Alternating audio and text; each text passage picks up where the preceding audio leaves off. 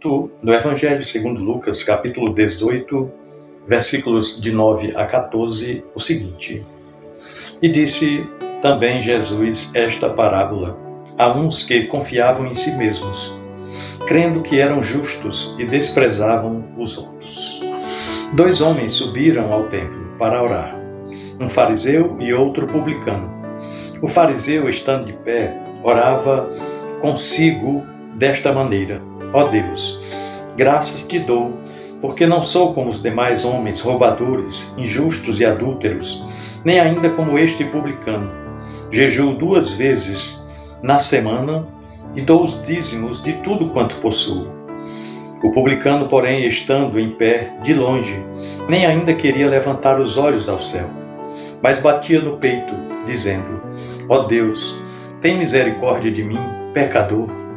Digo-vos que este desceu justificado para a sua casa, e não aquele, porque qualquer que a si mesmo se exalta, será humilhado, e qualquer que a si mesmo se humilha, será exaltado. Meu irmão, minha irmã, nós vivemos em uma época, numa geração de aparências. Sim, de imagens cuidadosamente construídas, de rotinas muito aceleradas e de pessoas exaustas, tentando parecer fortes. E em meio à correria, nós perdemos a sensibilidade para olhar para dentro de nós mesmos. Até a nossa espiritualidade corre o sério risco de se tornar superficial. O checklist religioso, ao invés de um relacionamento mais profundo com Deus. Foi exatamente para esse tipo de público que Jesus contou essa parábola aqui. A parábola do fariseu e do publicano.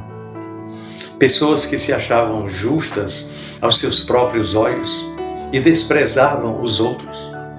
E ao fazer isso, Jesus não apenas confronta os fariseus daquela época, mas também nos chama a examinar o nosso próprio coração. Jesus chega e apresenta 2 personagens bem distintos, que aos olhos da sociedade ocupavam posições opostas. O fariseu, aquele homem ultra-religioso, admirado por sua religiosidade e obediência à lei, e o outro, o publicano, um homem desprezado, tratado como um traidor e ladrão por colaborar com o Império Romano na cobrança dos impostos do povo judeu. O fariseu não ora de fato a Deus.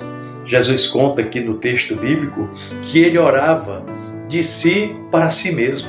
Ou seja, a sua oração é um monólogo egocêntrico, cheio de comparações e vaidade. Ele agradece por não ser como os demais homens. E ele lista as suas boas obras e termina por desprezar o publicano que orava ao seu lado. Este é o retrato da religiosidade orgulhosa, enfatuada. Cumpre os rituais, mas não reconhece a própria necessidade de misericórdia. Uma aplicação que nós poderíamos trazer para nós nos dias atuais. Quantas vezes, mesmo sem perceber, também nós estamos comparando a nossa boa conduta com as dos outros, não é mesmo? Quantas vezes nós estamos confiando nas nossas boas obras, no nosso tempo de igreja, ou no nosso currículo espiritual, como se isso fosse suficiente para sermos aceitos por Deus. O publicano ele se coloca de longe, Jesus fala. Ele não ousa sequer levantar os olhos, e ele bate no peito em sinal de arrependimento. A sua oração é bastante curta, mas ela é direta e cheia de senso de consciência. Ó Deus, tem misericórdia de mim, pecador. Ele não justifica os seus erros. Ele não compara a sua vida com a de ninguém. Ele apenas se humilha diante de Deus e clama por misericórdia. Essa atitude de total dependência agrada muito ao Senhor. Deus, Ele não está buscando os que têm um histórico impecável, mas os que têm um coração sincero, quebrantado. Deus não rejeita os quebrantados, muito pelo contrário. Não rejeita os que reconhecem a sua falência espiritual e correm para a graça. A oração mais poderosa, mais eficiente, mais eficaz que você pode fazer começa com: Senhor, eu preciso de Ti. Eu dependo inteiramente do Senhor. E Jesus termina aqui essa parábola com uma declaração surpreendente. Digo-vos que este, referindo-se ao publicano, desceu justificado para a sua casa, e não aquele, referindo-se ao fariseu. A justificação veio não para o mais religioso, mas para o mais arrependido.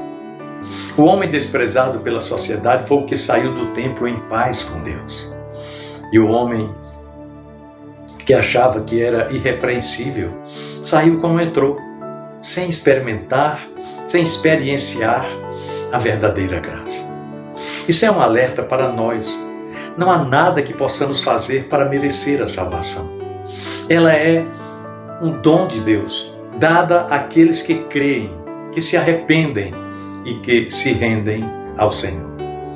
A justiça que nos justifica não é nossa, é a de Cristo, aplicada a nós pela fé. Então, o que podemos tirar de lição para nós nessa parábola? Na prática, o que essa parábola nos ensina para os dias de hoje? Examine o seu coração. Não se compare com as demais pessoas. Compare-se com a santidade de Deus. E aí, passe a reconhecer a sua real necessidade dele todos os dias. O problema daquele fariseu não era o seu jejum ou o seu dízimo, mas a confiança em si mesmo, o excesso de confiança. Segundo ponto, fuja da espiritualidade de aparência. A nossa geração valoriza muito o que parece bonito por fora, mas Deus vê o interior. Ele não se impressiona com palavras bonitas ou com cargos eclesiásticos. O que conta é um coração sincero. O terceiro ponto, seja vulnerável diante de Deus. Deus não rejeita um coração quebrantado. Reconheça as suas limitações, as suas fragilidades, as suas fraquezas. Peça perdão. Não tenha medo de se mostrar pequeno diante daquele que pode lhe levantar. O quarto ponto, cultive um relacionamento, não uma performance em relação a Deus. O fariseu se apresentou diante de Deus como alguém que cumpre todos os requisitos, ou seja, alguém aparentemente perfeito. Enquanto isso, o publicano se aproximou como um filho que precisa do pai, totalmente dependente, quebrantado. Com qual dos dois eu e você nos parecemos mais? Lembre-se, a graça não se compra, se recebe. E só recebe quem entende que precisa. A salvação não vem por merecimento, mas por reconhecimento da própria miséria e dependência do Salvador. Olha, meu querido irmão, minha amada irmã, no final das contas, todos nós subimos ao templo, como o fariseu ou como o publicano. A diferença está em como saímos de lá. Deus continua resistindo aos soberbos e dando graça aos humildes, como Ele mesmo fala em Sua palavra. Numa época marcada pela correria, pela imagem e pela competição, Jesus nos convida a parar, a dar uma parada e aproveitar para refletir e para voltar ao lugar da simplicidade, onde tudo começa com um coração quebrantado diante de Deus. A grande pergunta hoje não é quantas vezes você está na igreja, quais ministérios você lidera, ou quão bem você ora em público, mas sim, você reconhece a sua necessidade de Deus? Porque no fim das contas, não é a performance que justifica, porém, é a humildade que aproxima, que nos aproxima de Deus, que nos leva até o trono da graça de Deus. E quem se humilha diante de Deus, esse sim será exaltado. Pensemos nisso. No amor de Cristo. Amém.